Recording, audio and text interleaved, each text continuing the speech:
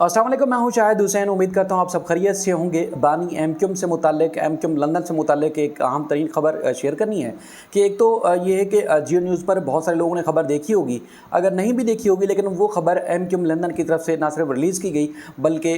खबर की वो वजूहात भी रखी गई हैं जिसमें ये बताने की कोशिश की गई है अपने चाहने वालों को, अपने कारकुनान और अपने हमदर्दों को कि बुनियादी तौर पर बानी एमक्यूम के लिए मुश्किलात पैदा करने के लिए क्या क्या हथकंडे इस्तेमाल किए जा रहे हैं या मुमकिन तौर पर उनके खिलाफ कौन कौन सी चाराजोई जो है जारी है। तो लिहाजा उन कारकुनान को जो है ये बावर कराने की कोशिश की गई है, यानी कि एक खबर रिलीज़ की गई और ख़बर के साथ साथ जो है वो मुस्तफ़ा अज़ीज़ाबादी साहब की तरफ से एक बयान भी जारी किया गया है। खबर क्या है, बयान क्या है और मुश्किलात क्या पैदा हो सकती हैं आने वाले दिनों में, वो आपके सामने रखेंगे। और चूँकि ये तासुर मिल रहा है शहर में जब जब ये खबर डिस्कस हो रही है, क्योंकि आपको पता है कि एमक्यूम से मुताल्लिक़ खबर हो और वो तेज़ी से सर्कुलेट ना करे तो ऐसा हो नहीं सकता। तो ये तासुर भी अब आम हो रहा है कि जब जब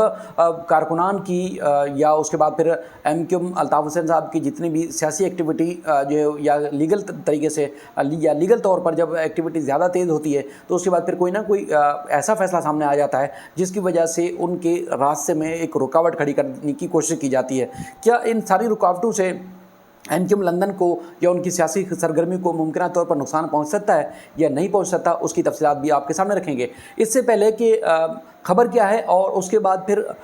उसमें रद्द-ए-अमल के तौर पर क्या चीज़ें सामने आई हैं एमक्यूम लंदन की तरफ से, वो रखने से पहले एक और चीज़ मैं आपको वाज़ेह करूं कि आज जिस तरह हम एहतसाब अदालत में मौजूद थे और मुस्तफ़ा कमाल साहब, अनीस कैम खानी साहब, इफ्तिखार आलम साहब थे, रऊफ़ सदीकी साहब और एमक्यूम की और भी क़यादत वहाँ मौजूद थी, क्योंकि अनीस कैम खानी साहब का अलग से मुकदमा ज़ेर समाअत है। डॉक्टर आसिम के साथ एक केस में वो नामज़द हैं, दूसरा मुस्तफ़ा कमाल साहब के खिलाफ एक और केस है। तो वो आज ही के दिन दोनों के मुकदमा ज़ेर समाअत होते, इसलिए जब अदालत में पेशी के लिए आते हैं तो फिर मीडिया भी आपको पता बड़ी तादाद में पहुँचता है। तो फिर कराची के मसाइल, एमक्यूम की सियासत और उसके बाद फिर सिंध के जो शहरी इलाके हैं वहाँ के जिस तरह आपको पता है कि हकूक़ जो है वो ग़स्ब किए जाते हैं, तो उस हवाले से मुस्तफ़ा कमाल साहब जो ब्रीफली अवाम को भी और उन कूतों को भी बावर कराने की कोशिश करते हैं, बताने की कोशिश करते हैं कि देखें जी कराची के अवाम और उनके मसाइल क्या हैं। और आज जिस तरह उन्होंने बताया है ख़ास तौर पर ताकतवर हलकों को कि ऐसा लगता है कि उर्दू बोलने वालों को कराची के या सिंध के शहरी इलाकों को जो है वो गिरवी रख दिया गया है सिंध हुकूमत के हाथ, क्योंकि सिंध हुकूमत मुलाजमतों पर जो है वो उनका हक़ नहीं दे रही, बुनियादी वसाइल पर उनका हक़ नहीं दे रही। तो इस तरह की बातें जो है वो अक्सर जो करते रहते हैं। लेकिन ये तासुर एक हमारी साफ़ी जो कम्यूनिटी है उसमें भी आम हो रहा है कि एक अरसा दराज से एमक्यूम दूसरों की हुकूमतें बनाते बनाते ख़ुद इतनी कमज़ोर हो गई है कि अब ना ऊपर के यानी कि ताकतवर हल्के अब एमक्यूम के ऊपर एतमाद करते हैं और ना ही अवाम जो है उनके ऊपर एतमाद करती है। अब बार बार हर तकरीर में, हर प्रेस कॉन्फ्रेंस में एमक्यूम पाकिस्तान की क़यादत अवाम को ये कहती है देखें जी अब हमें आजमाएँ, अब हमारा साथ दें, अब हमारे साथ खड़े हों, लोगों को आजमा लिया। तो ये चीज़ें जो है वो एमक्यूम की तरफ से आती हैं, क्योंकि अब लोगों में जो तासुर है जिस तरह मैं आपको बता रहा था कि वो ये है कि आपने देखा पीटीआई की हुकूमत बनाने में एमक्यूम का किरदार, पीपल्स पार्टी की हुकूमत बचाने में एमक्यूम का किरदार, नून लीग की हुकूमत बनानी हो तो एमक्यूम, मुशर्रफ साहब की काफ लीग की हुकूमत चलानी हो तो एमक्यूम, यानी कि सब की हुकूमतें बचाने, उनकी हुकूमतें कायम करने में एमक्यूम का हाथ रहा है। लेकिन एमक्यूम दूसरों की हुकूमत बनाते बनाते इस तरह कमज़ोर हो गई है कि अब जो है वो लोगों के तरले करने पड़ रहे हैं। लेकिन ये है कि अब एमक्यूम को यानी कि इतनी अपनी इस हद तक अपनी साख जो है मुतासर कर चुकी है। दूसरा जो खबर है वो ये है कि 15 लाख पाउंड की एमक्यूम लंदन डिफ़ॉल्ट कर चुकी है। एमक्यूम लंदन के ऊपर वाजिबुल अदा है। लंदन की या बरतानिया के टैक्स डिपार्टमेंट ने बाकायदा तौर पर फैसला जारी कर दिया है अल्ताफ़ हुसैन साहब और उनके साथियों के ऊपर। अब मामला है क्या, वो उसकी बारीकी तक जाना जो है बहुत ज़्यादा ज़रूरी है, क्योंकि वक्त और जो हालात की नज़ाकत है उसके हिसाब से या उस तनाजुर में देखा जाए तो ये एमक्यूम के जो कारकुनान हैं या हमदर्द हैं वो ये समझ रहे हैं कि जब जब एमक्यूम मजबूत होती है, अवाम में अपनी जड़ें मजबूत करने की कोशिश करती है, तो उसके बाद फिर इस किस्म के फ़ैसले या इस तरह के फ़ैसले या तो दिए जाते हैं या दिलवाए जाते हैं, लेकिन उनको परेशानी लाक हो गई है। हालांकि वो केस जिस केस में मनी लॉन्ड्रिंग के इल्ज़ामात आयद किए गए थे और वो केस जिसके ऊपर संगीन नौयत के इल्ज़ामात थे, यानी कि मनी लॉन्ड्रिंग आपको पता है पाकिस्तान में तो सारा साल केसेस चलते हैं, उनके फ़ैसले नहीं हो पाते।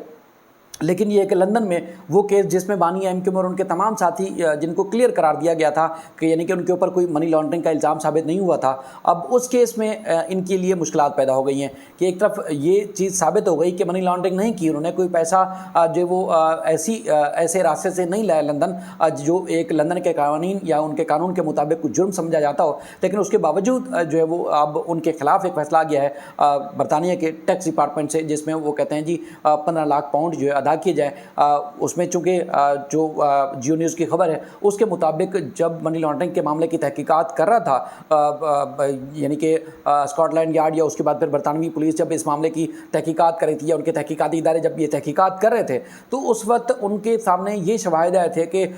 جو لندن سیکریٹریٹ تھا یا ایک انٹرنیشنل سیکریٹریٹ تھا ایم کیو ایم کا، تو وہاں پر جتنے بھی ملازمین کام کرتے تھے ان کو سیلریز دی جاتی تھی، ان کو تنخواہیں دی جاتی تھی، جو تنخواہوں کی مد میں رقم تھی وہ رقم جو ہے وہ اس طرح تھی کہ ان کی جو انکم ٹیکس تھا یعنی کہ ایک طرف سے پیسہ آ رہا ہے اور دوسری طرف جا رہا ہے سیلریز کی مد میں، تو وہ سیلریز کی مد میں جو پیسہ دیا جا رہا تھا اس میں ٹیکس ادا نہیں کیا جا رہا تھا، یعنی کہ انکم ٹیکس جو ہے وہ برطانیہ کی حکومت کو جو کہ قوانین کے مطابق تھا وہ ادا نہیں کیا جا رہا تھا۔ اس لیے اب وہ کہتے ہیں جی اتنے طویل عرصے میں جتنے عرصے میں یہ ٹیکس ادا نہیں کیا گیا وہ رقم جو ہے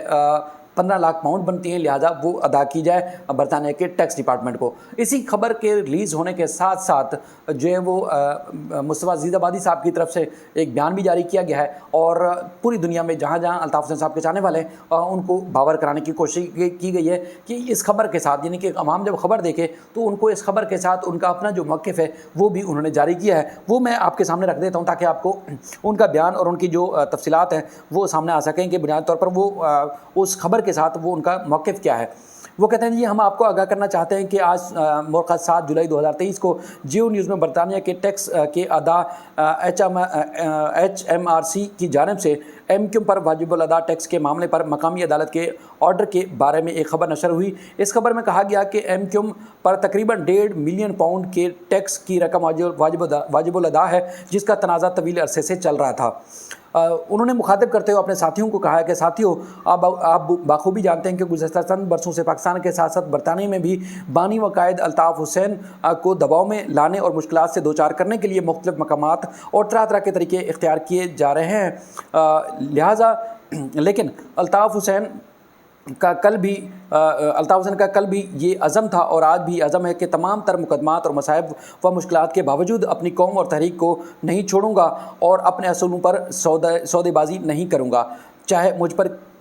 کیسی ہی مشکلات کیوں نہ آئیں، چاہے میری جان ہی کیوں نہ چلی جائے۔ لہٰذا میں بحیثیت کنوینر آپ سے گزارش کروں گا، یہ مصطفیٰ عزیز آبادی صاحب کہہ رہے ہیں کہ آپ یہ دیکھیں کہ تمام تر مشکلات اور آزمائشوں کے باوجود قائد تحریک الطاف حسین کل بھی ڈٹے ہوئے تھے اور آج بھی ڈٹے ہوئے ہیں۔ قائد تحریک الطاف حسین ہمیں تحریک کے ابتدائی ایام میں ہی یہ بتا چکے تھے کہ تحریکوں میں طرح طرح کی مشکلات آئیں گی، لیکن ایسے حالات میں ثابت قدم رہا جاتا ہے۔ اگر الطاف حسین کو اپنی تحریک اور مشن و مقصد عزیز نہیں ہوتا اور مشکلات سے ڈرنے اور گھبرانے والے ہوتے اور اصولوں پر سودے بازی کرنے والے ہوتے تو وہ اپنی تحریک، نظریہ اور قوم کا سودا پہلے ہی کر لیتے۔ انہیں اپنا شہر، اپنا وطن چھوڑ کر برطانیہ آنا پڑا۔ قائد تحریک الطاف حسین آج بھی یہی کہنا ہے قائد تحریک الطاف حسین کا بھی آج بھی یہی کہنا ہے کہ میری عمر 70 سال ہو گئی ہے لیکن میں فائٹر ہوں، حالات کا مقابلہ کروں گا، میں حالات کا مقابلہ کرتا رہوں گا اور اپنے تحریکی مقصد مشن کے لیے بڑی سے بڑی قربانی دینے کے لیے تیار ہوں، چاہے میری جان ہی کیوں نہ چلی جائے، لیکن میں اپنی جد و جہد جاری رکھوں گا۔ مصطفیٰ عزیز آبادی صاحب کہتے ہیں کہ عزیز تحریکی ساتھیوں، اپنے وفا پرست کی حیثیت سے میرا بھی یہ فرض ہونا چاہیے کہ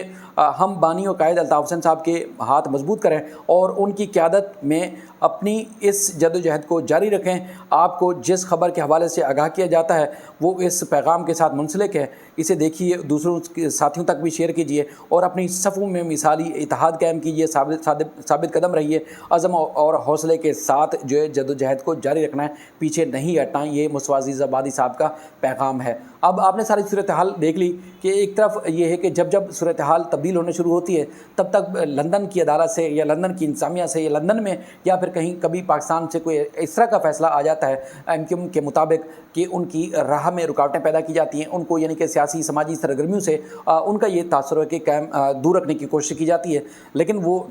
قوم کو، عوام کو یہ باور کرانے کی کوشش کر رہے ہیں کہ اتحاد پیدا کریں، تقسیم نہیں ہونا، اور چاہے ہمیں کسی مشکل حالات سے ہی کیوں نہ گزرنا پڑے۔ اپنی رائے کا اظہار ضرور کیجیے گا فیس بک پر بھی، اور اس کے بعد پھر یوٹیوب چینل پر بھی۔ مزید اگر اپنی کوئی بھی آپ سجیشن دینا چاہتے ہیں تو ضرور شیئر کیجیے گا، تاکہ آنے والی ویڈیوز میں وہ بھی آپ تک پہنچائی جائیں۔ اپنا خیال رکھیے گا، اللہ حافظ۔